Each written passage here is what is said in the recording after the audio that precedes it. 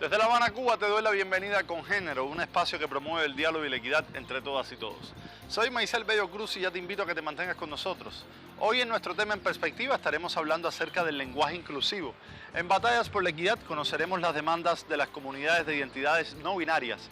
Y en Cultura con Género conoceremos la historia de la cantante trans M.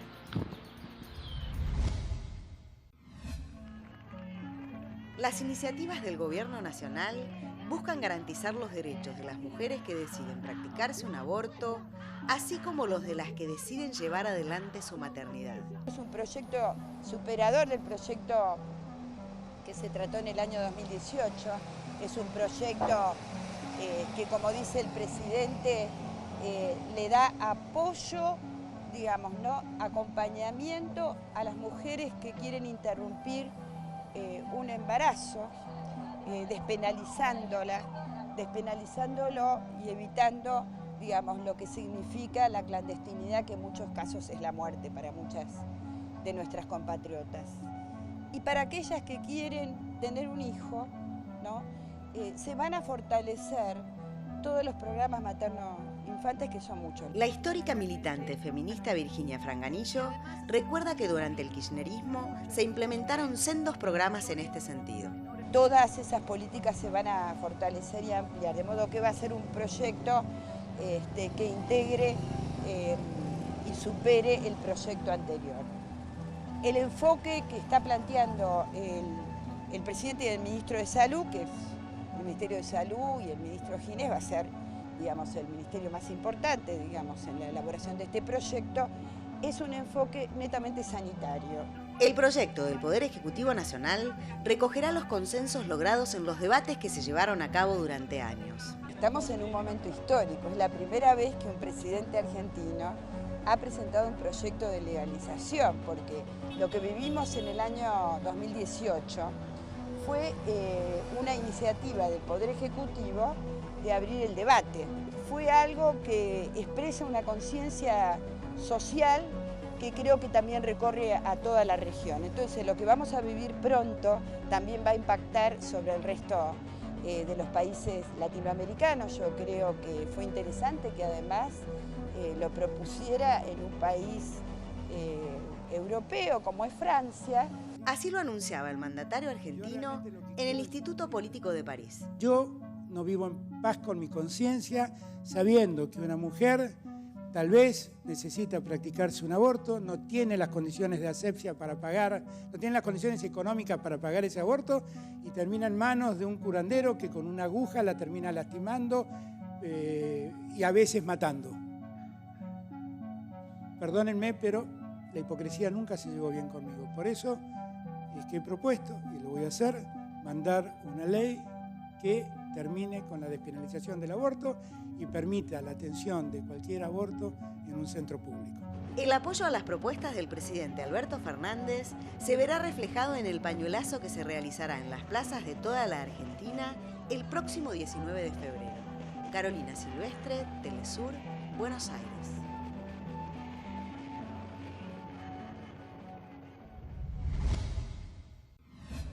La antimonumenta, como llaman los colectivos feministas a esta estructura de metal color rosa, instalada en pleno centro de la capital mexicana, se ha convertido en punto de reunión para protestar por la violencia generalizada contra las mujeres. No comprenden que es un dolor muy grande, las madres que han perdido a sus hijas, irreparables el dolor que no comprenden. En la última cita, recordaron a Fátima, cuya muerte continúa en impunidad. Tenía 12 años cuando 3 hombres la torturaron, violaron y asesinaron en el Estado de México. Y vamos a seguir luchando, ¿por qué? Porque tenemos hijas, porque tenemos madres, porque tenemos tías, porque tenemos hermanas y porque vamos a hacer todo lo posible porque esto termine, porque no haya una más entre nosotras muerta, porque todas nos queremos vivas. En este país, la impunidad en el caso de feminicidios rebasa el 99%. A decir del fiscal general de la República, es necesario reformar el tipo penal para que el Ministerio Público pueda acreditar el delito cuando se trata de un asunto de género. Si el Ministerio Público tiene más capacidad para poder resolver los problemas de homicidio, si tenemos un grupo vulnerable, tenemos que manejarnos dentro de la capacidad que existe. Hacer leyes que no entiendan la realidad de los niveles de competencia que tienen que ir subiendo y que se tienen que ir mejorando, no va en favor de las víctimas. Nosotros tenemos una sola prioridad: las víctimas. Sin embargo, colectivos feministas han rechazado la propuesta al considerar que echa por la borda la lucha que han dado durante años. La perspectiva desde la cual se dice ahora que se puede formar parte del tipo penal de homicidio como una especie de agravante, lo que hace es invisibilizar esta discriminación y no reconocer que si hay impunidad en el tipo penal de feminicidio es por la falta de capacitación y debida diligencia de las procuradurías, en este caso de algunas fiscalías, para su procesamiento. En tanto, son recurrentes las movilizaciones en las calles para demandar seguridad y un freno a la violencia contra ellas. Y es que en muchos de los casos, esta culmina en un asesinato. Según la Fiscalía, en 5 años los homicidios de mujeres se incrementaron en un 137%. Eduardo Martínez, Telesur, Ciudad de México. Después de este resumen informativo te propongo conocer estos datos sobre la Real Academia de la Lengua Española.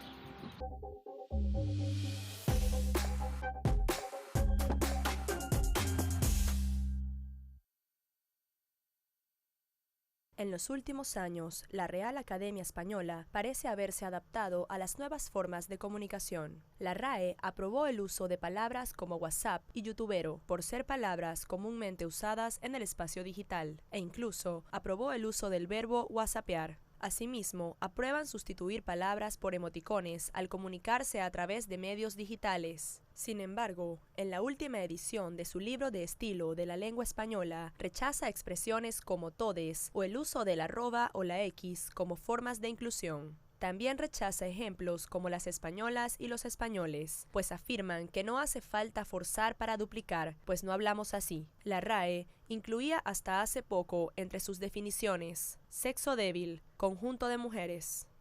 Hasta que una recolección de firmas y el uso del hashtag Yo no soy el sexo débil logró que esta definición fuese removida del diccionario. Sin embargo, actualmente la RAE define términos como feminazi.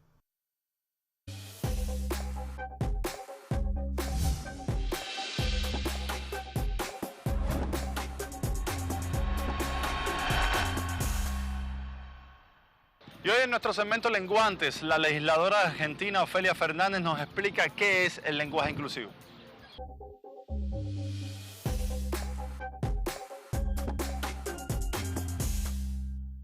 Soy Ofelia Fernández y te voy a contar qué es el lenguaje inclusivo. El lenguaje inclusivo es una práctica lingüística que evita ser sexista. Esto tiene que ver con entender que el lenguaje es un fiel reflejo de lo que pasa en la sociedad. Entonces, si hay desigualdad social... ¿Qué pasa? Esto se ve en el lenguaje. ¿Y cómo empezó? Cuando empezó a usarse el lenguaje inclusivo se pensó con una arroba o con una X. Por ejemplo, unx, otrx... Se complica un poquito. Bueno, sí, justamente como es difícil de pronunciar, primero se pensó en decir ambos géneros y ahora finalmente se habla con la E como los y las y ahora les. ¿Y cómo funciona? La importancia del lenguaje inclusivo es política y del respeto, en definitiva, porque pensar solamente en femenino y en masculino es adherir a un sistema binario en el que un montón de gente, seres humanos, no se sienten representados y representadas y representadas. Tiene que ver con también cuando yo escucho una voz que en principio puede ser femenina o puede ser masculina, no asumir con qué género se identifica y usar la E para no vulnerar su derecho a elegir su propia identidad.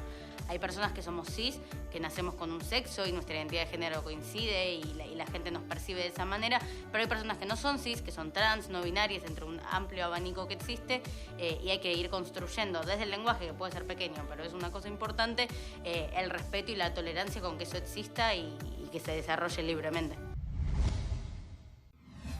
Hoy en nuestro tema en perspectiva queremos hablar acerca del lenguaje inclusivo, ahondando en las posturas de quienes lo rechazan, así como de quienes lo defienden.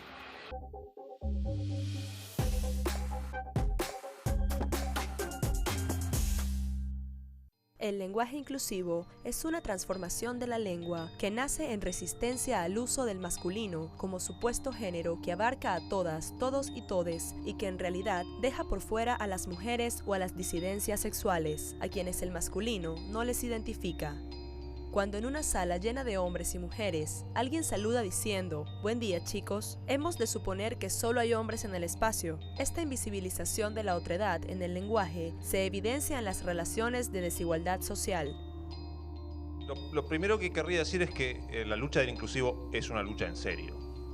Es una lucha realmente en serio, que se mide en mujeres muertas. Mujeres muertas todos los días. Entonces, ahí tenemos que remarcar ese hecho. Las mujeres muertas, las mujeres que no cobran lo mismo por el mismo trabajo, las mujeres que no pueden caminar en paz por la calle, las mujeres que sufren abusos dentro y fuera del hogar. Esa es la lucha del inclusivo.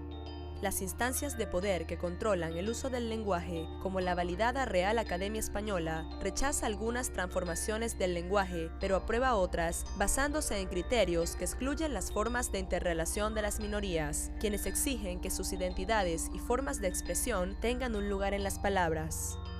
El lenguaje inclusivo es una razonable pretensión en función de un movimiento social importantísimo, que es la búsqueda, la exigencia de la igualdad entre hombre y mujer, ¿no? Sin embargo, yo creo que en relación al idioma hay que ser igualmente prudentes, porque los idiomas tienen una estructura natural que no debemos de alterar, porque esa alteración puede causar unas repercusiones imprevisibles. La Academia asegura que al negar el reconocimiento del lenguaje inclusivo, están protegiendo al lenguaje de su deformación. Sin embargo, detrás de este supuesto purismo de la lengua, se hace evidente el rechazo a la igualdad social y la intención de propagar la ideología patriarcal a través del lenguaje. Es aprovechar las posibilidades que nos brinda la lengua para crear un discurso que es eficaz en la comunicación de un ideal y de un deseo y de un anhelo de igualdad que hay en muchos sectores. Y por eso es un fenómeno profundamente político, discursivo, retórico, no es un fenómeno de lengua. Por lo tanto, como es un fenómeno tan político, las reacciones violentas en contra son reacciones políticas. Son reacciones de gente que dice, no, sí está buenísimo esto del privilegio.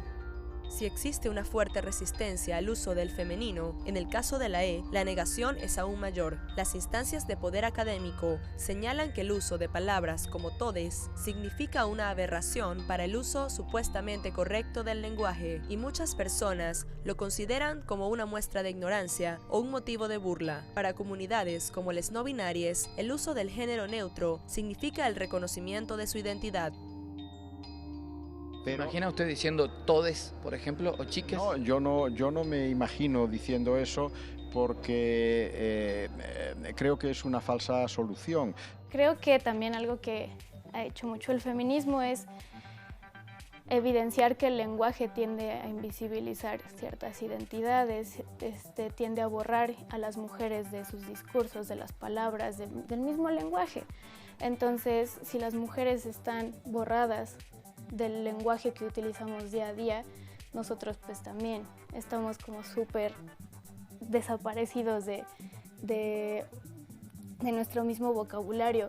Entonces, tanto como es súper importante a veces feminizar las palabras, también es súper importante quitarle la carga de género a las palabras, porque pues también estamos aquí. El uso del lenguaje inclusivo pareciera causar ruido, y es que pone en evidencia la invisibilización y la opresión a la que se ven sometidas las mujeres y comunidades disidentes como la no binaria. Si partimos de la premisa de que lo que no se nombra no existe, el lenguaje inclusivo significa la reivindicación de las minorías sexuales históricamente negadas por las instancias de poder, a quienes les corresponde un lugar en la construcción del discurso que les reconozca como sujetas y sujetes sociales en el imaginario colectivo, reconocimiento que se evidencia en la garantía de sus derechos humanos y civiles. El inclusivo entonces es la configuración discursiva de esta lucha política, una lucha política de sangre en la calle, digamos así, el inclusivo es uno de los rasgos, ni siquiera es todo, es uno de los rasgos el que llama más la atención de la configuración discursiva de la lucha política por la igualdad en la sociedad. Y lo que busca es crear en el auditorio la conciencia de una injusticia, de la persistencia de una injusticia.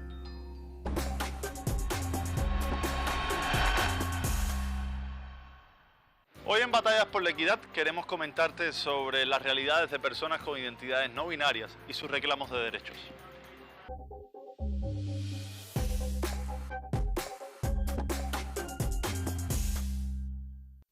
Se define como no binaria la comunidad de personas cuya identidad no responde a ninguna de las dos opciones que ofrece el sistema de género binario, hombre o mujer. No binario es, digamos, como no sentirte parte o no identificarte con lo que se denomina el binario en el género, que es masculino o femenino, ni tampoco con la convencionalidad de la expresión de género en tu sociedad. Pues es dejar de ver las cosas en blanco y negro y ver todo el espectro de colores que pueda haber en el género. Para algunos, ser no binario significa transitar entre dos géneros. Para otros, significa romper completamente con ambas formas y existir fuera de los parámetros de lo que socialmente está considerado femenino o masculino. Salirte justamente de esa idea, ¿no? De ese pensamiento de que todo tiene que ser uno u otro, ¿no? Y en cambio irnos por una tercera opción, o cuarta o quinta, o las que haya, ¿no? Porque somos una variedad de personas, entonces la variedad es infinita. El género deviene en una de las tantas formas de opresión que han usado las instancias de poder para coartar la libertad del ser y confinar a otros a la subordinación. Es una casilla en la que se ven atrapadas las personas desde temprana edad. Las características asociadas al género con el que la sociedad te reconoce limita el desarrollo autónomo de la identidad. O sea, si a mí nunca me hubieran cuestionado eso, me hubiera sido un poco como más sencillo, como todo el conflicto que me generó darme cuenta y todo el proceso y eso, y no hubiera tenido que cargar con una cosa más que mí misma. Para las personas no binarias es fundamental el reconocimiento de su identidad, pues garantiza que puedan ser consideradas como se autoperciben en sus espacios de interrelación. Negar su forma de nombrarse es negarles como sujetos sociales.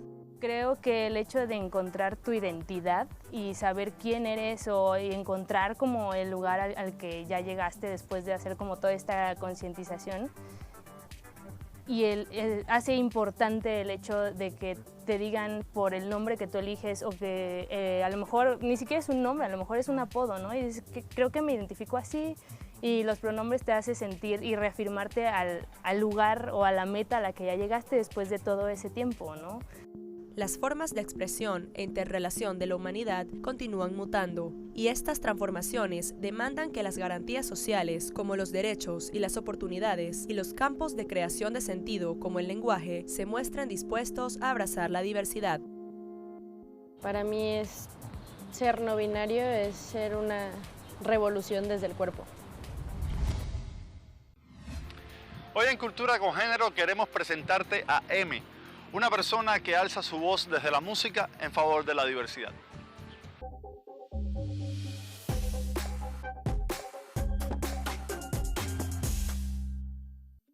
M es una cantautore peruana que se define como trans no binaria. Esto quiere decir que aunque su autopercepción del género es masculina, construye su propia forma de expresar la masculinidad sin verse limitada por el estereotipo de lo que significa ser hombre. Para mí, una solución aparente era la testosterona. El pequeño inconveniente es que soy cantante. Y la testosterona modifica tus cuerdas vocales al punto de alterar tu voz sin control alguno. Someterme al tan deseado tratamiento hormonal significaba renunciar a años de trabajo con mi voz.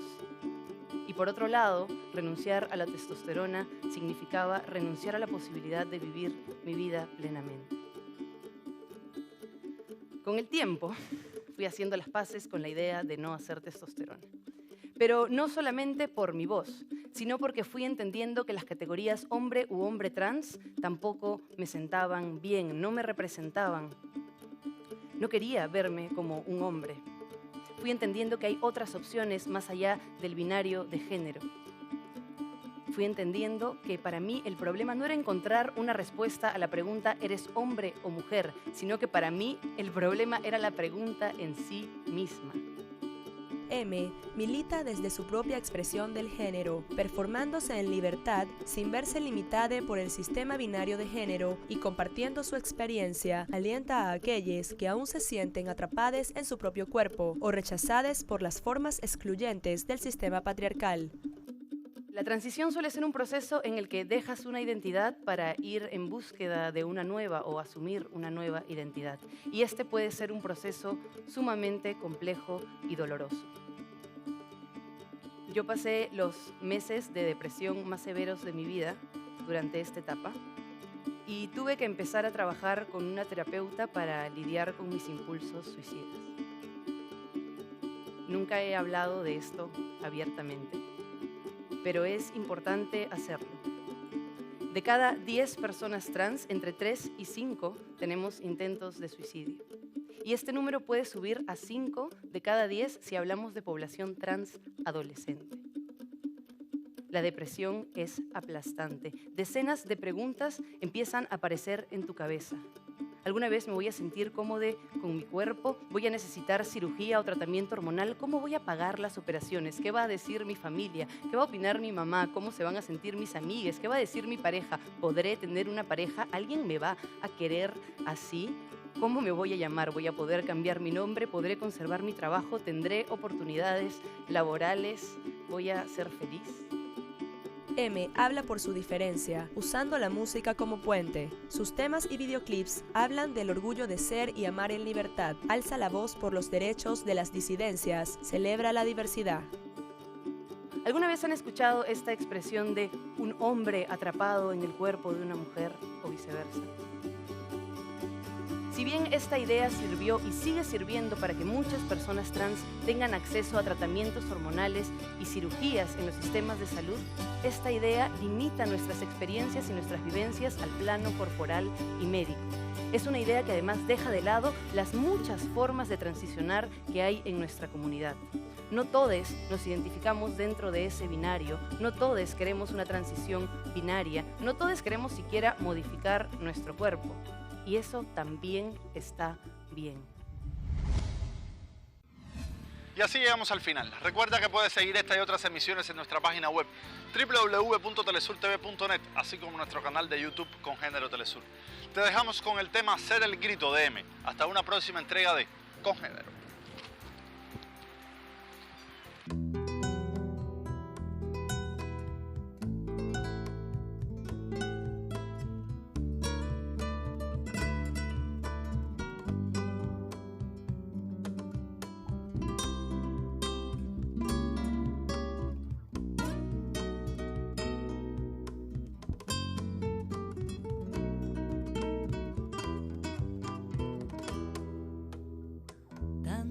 Belleza inadvertida, tanta amargura que no ven, tanto golpe al alma